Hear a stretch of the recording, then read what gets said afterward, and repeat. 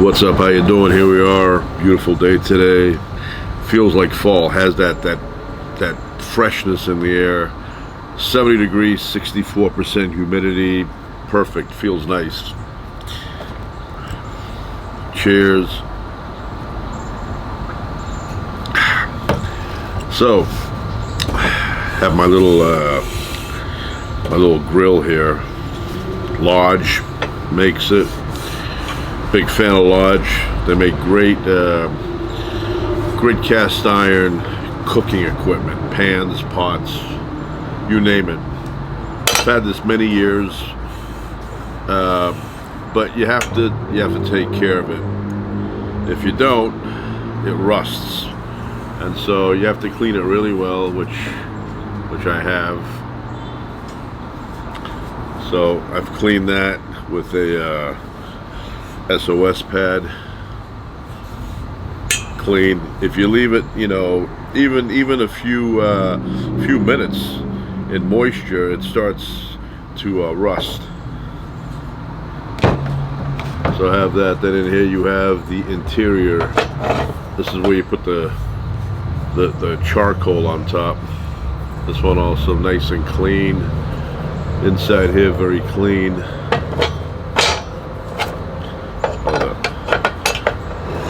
See that? Flip it around here. You have a little door here. Closes up, and down here you have a vent. All cast iron. Allows more oxygen, more air in here, and you get a higher temperature. So I've had this many years. Big fan of it. Very heavy. Very heavy for the size. But I use wood charcoal.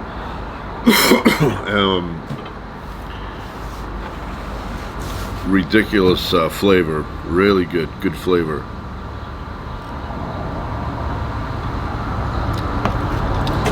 You see one of these, grab them. Highly recommend them. Very durable. Thing is, though, if you're going hiking into the forest, this is not something you want to be carrying around. Very heavy. Now, hiking in the forest, you may want to get something like this, and even this is very heavy. But you get something made out of iron, metal, whatever, that's a little bit lighter than this, and then you use the ground. So basically what I do is, let me put this away.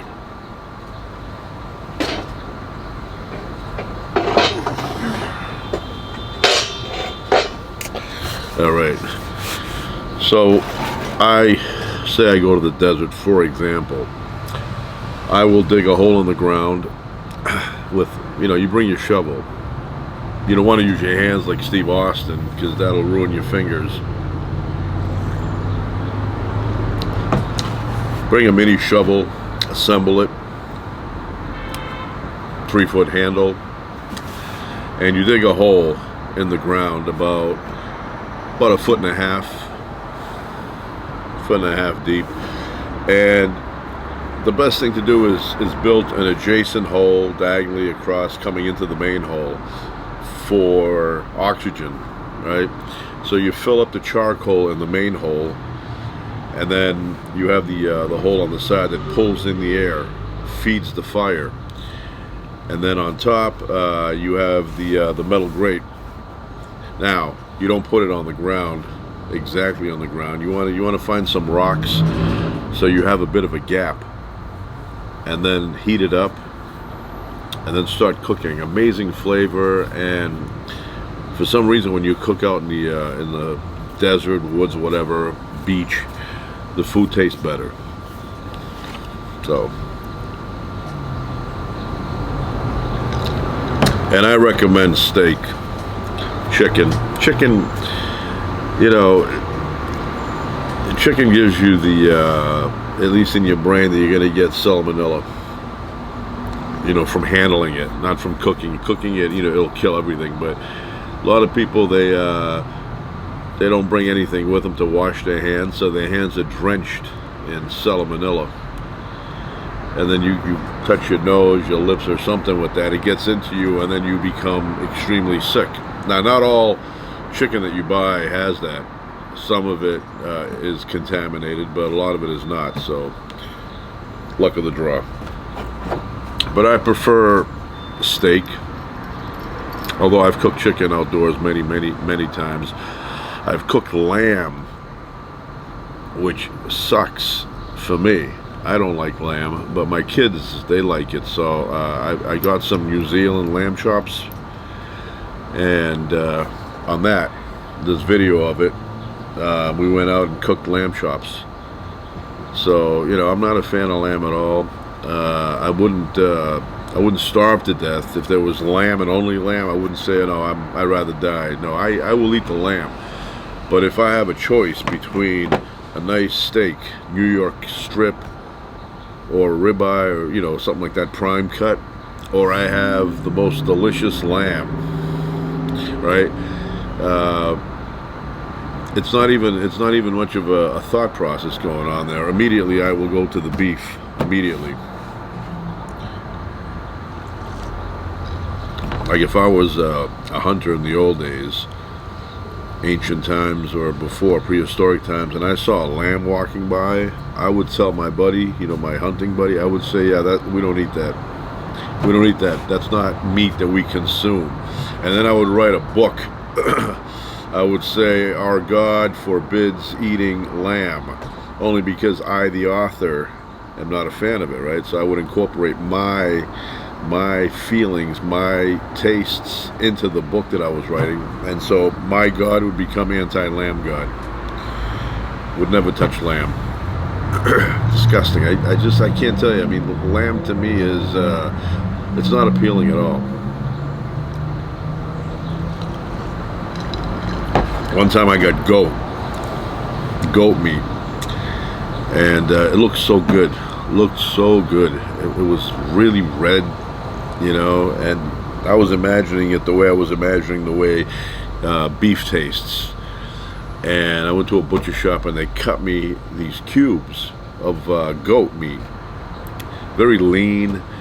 And so I went home and I said, I want to do some cooking with this stuff. And I didn't realize that if you cook goat, the normal way, it dries out and becomes very rubbery. So you have to cook it at a minimum amount, right? But I didn't cook it that way, and so I sat down to eat it, and I felt like I was eating cut tire pieces. That's what it felt like, even though it looked so good. But no, so I got it that one time and never got it again. I'm more, like I said, beef, chicken, fish. I will eat pork, not very often, but I do have it. Not you know, the biggest fan of pork, but I'm okay with it. I'm okay with pork, especially if you add a couple of items, a little bit of rice, a little bit of hot sauce, barbecue hot sauce. Tonight we're having what do you call this style cooking, like Texas style cooking, waiting for delivery. Very excited about that. Yeah, very nice day today. Feels like 1974.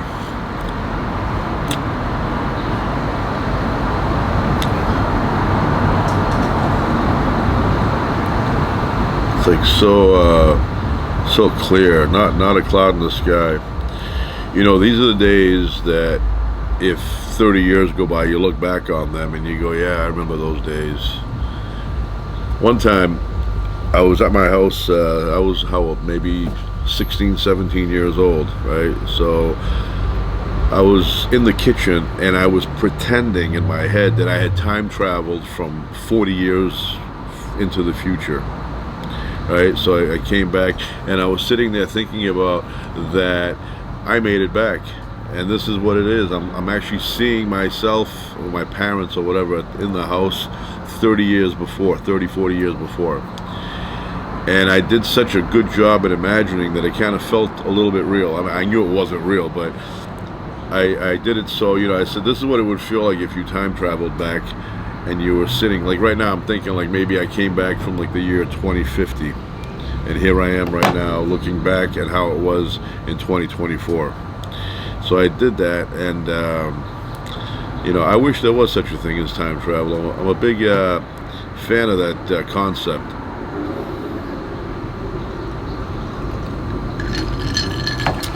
But it would screw everything up. I mean, all right, if you're the only one that can do it, maybe it wouldn't screw up that many things, but then you get the ripple effect. But I would love to go back in time and forward in time, but you'd have to respect the order of things. And then you think about it, why do I have to respect the order of things? How about if I change things, then it would be that that's the way it should have been, right?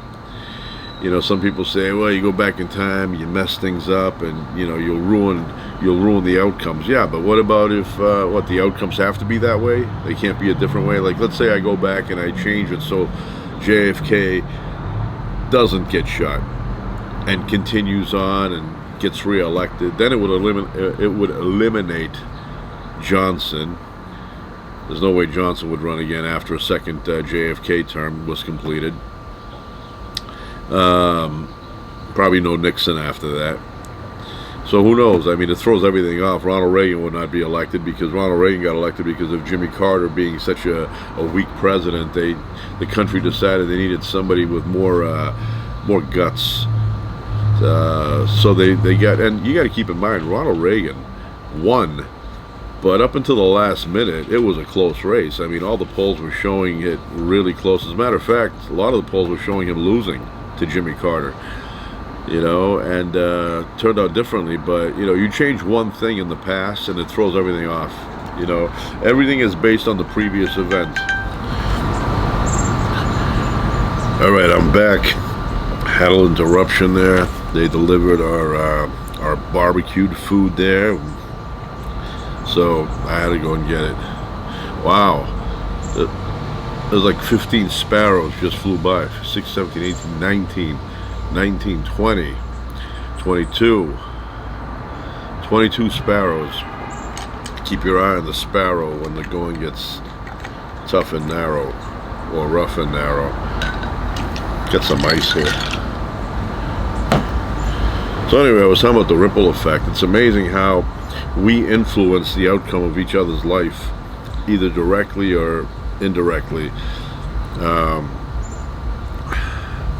It's like, I'll give you an example. I may have used this before, but one time got into an accident with a train. I was not driving, and it was the train conductor's fault. And I'll tell you what happened. So me and a friend of mine, we went shopping. We needed some computer equipment, and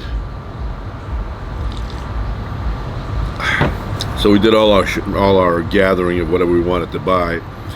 And my friend paid, but in between my friend and me was another guy. So I was behind. I was like the third person in that line. There were people behind me.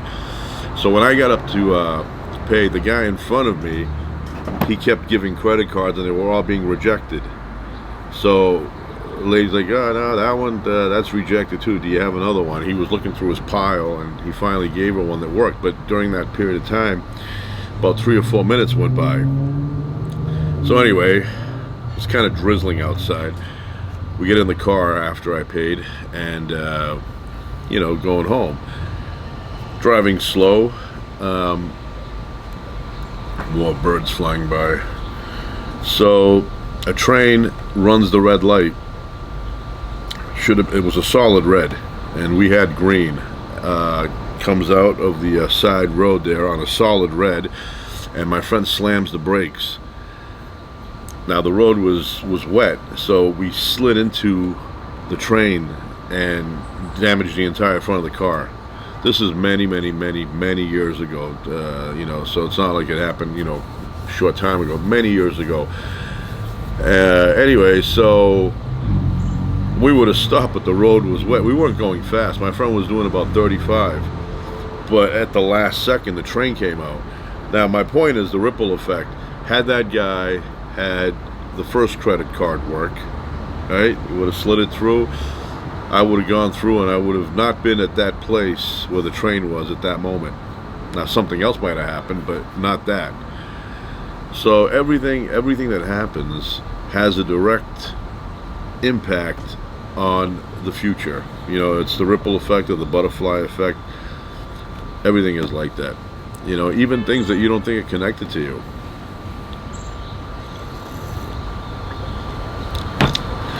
So many things, you know, so like an interruption. Somebody, you know, you're in class, somebody comes in and interrupts the teacher.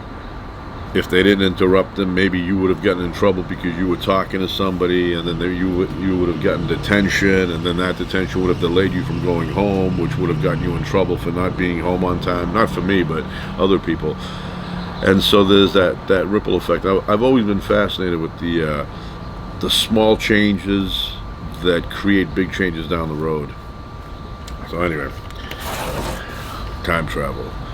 Yeah, I even have that time travel book behind me there. I'm not gonna pull it down now, but it's behind me. But yeah, anything to do with time travel, I have to see it. I'm a big fan. Just, you know, if you could leap over time, backwards, forwards, or whatever, I would love that. But like I said, you know, it would be an uncertain, you know, outcome each time, because, you know, you tinker with something and then it changes things down the line. You know, maybe you show up at you know, pick a president. Let's say Jimmy Carter. You know, you show up at a time when his parents were ready to get it on, and maybe you start screaming outside the house, and they stop doing what they were doing, and they look out to find out what is going on out there, who's yelling like that, and then you ruin the moment for them, and Jimmy Carter does not get created. So anything like that changes the outcome, and then that changes many people's lives. It could change everybody's life depending on how, you know, deep that person was in influencing other people. So yeah, anyway, I have a car here. I love these old, I think I showed this before. What is this, just the Impala? This is a Chevelle. Love these cars. These cars, you pull them back a little bit and they take off on you. I used to watch that show Pawn Stars, and one time they went somewhere, or somebody came to them actually, and they were trying to sell this system with these cars that had these tracks underneath. These two, they were like copper things, and I looked at that car, and in the back was like a gear thing that would move. In the window here, you could see it in the back window, and I said, wait a minute, I found a car like that. So when I was a kid, occasionally my father would take me, he had some firecrackers, and I would say to him, let's go light them off. So he would say, okay. So he would take me to this area at night. It was a big pond, and we'd get to the edge of the pond, and my father would light them and throw them, you know, and I was fascinated with this. Well, one day, while at this pond area, the ground below me was a little bit muddy, and I could see the top of what appeared to be some kind of like either a Matchbox car or a Hot Wheels car or something like that, and I dug it out. But it was one of those, if anybody knows the name, you could leave the answer down on the description, but I mean down on the comments. I don't really put descriptions. But anyway, it had underneath here, it had like it had the wheels and everything, but it had some metal copper thing that would touch on the tracks and make the car go around, and that's what I had, and I had that for years. I don't know what happened to it, but I was a big fan of anything like that, especially train tracks, you know, little train models.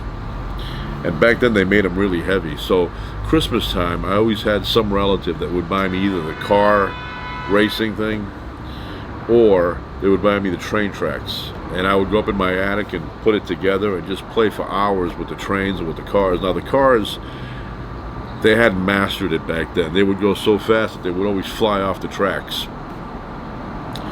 And one day I wanted to do some stunts, and I ruined the whole, you know, the whole toy thing. So what I did is I went downstairs, I got some olive oil from the kitchen, and I put olive oil on the tracks, not the tracks, the road.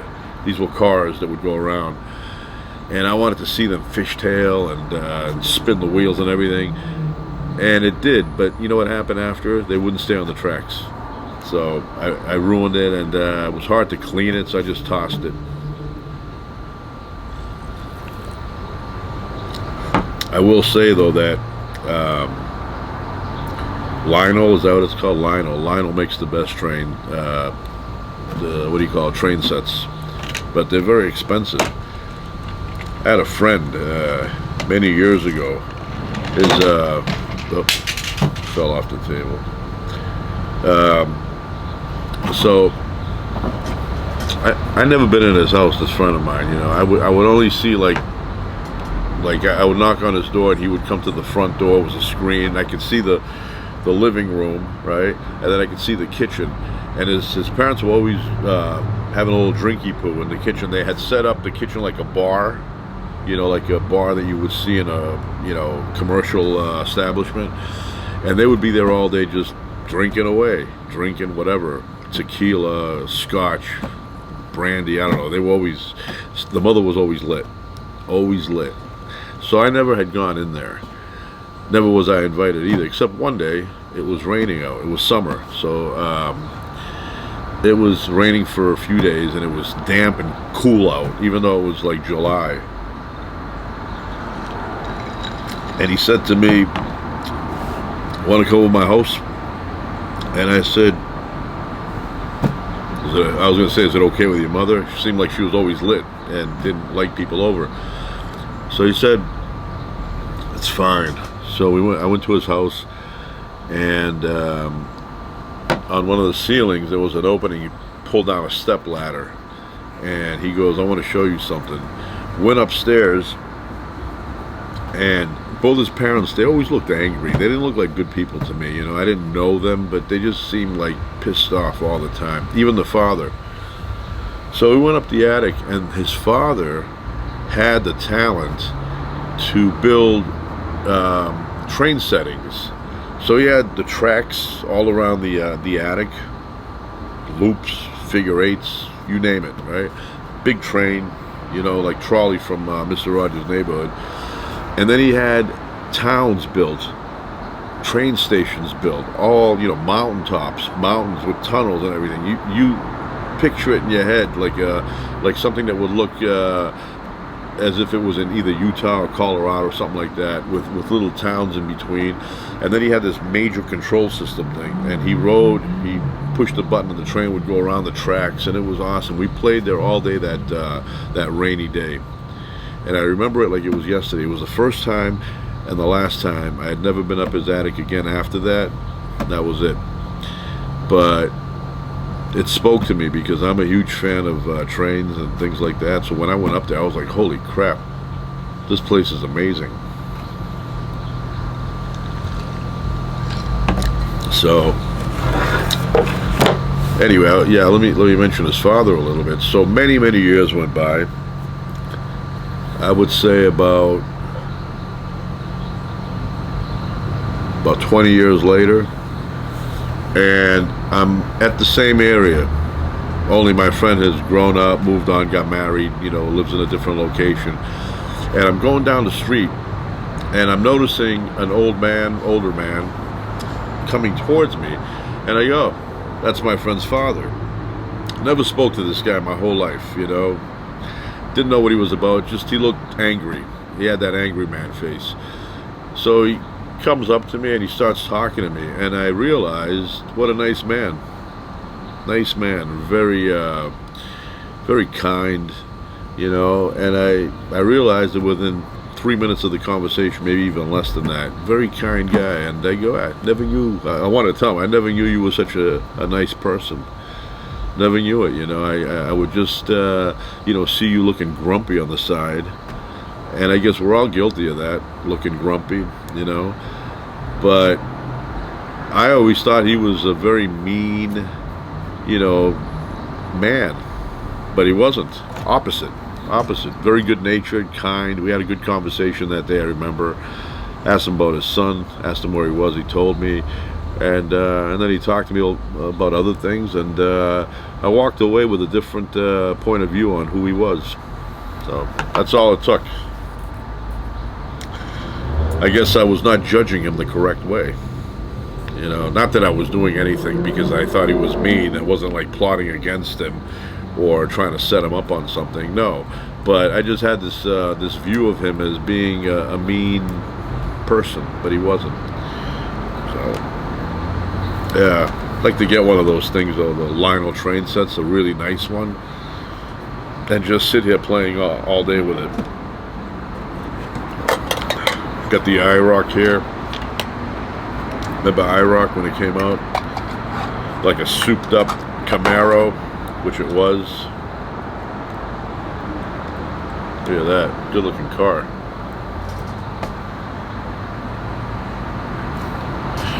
IROC.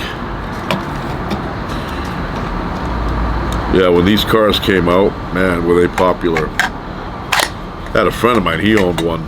And we drove it all.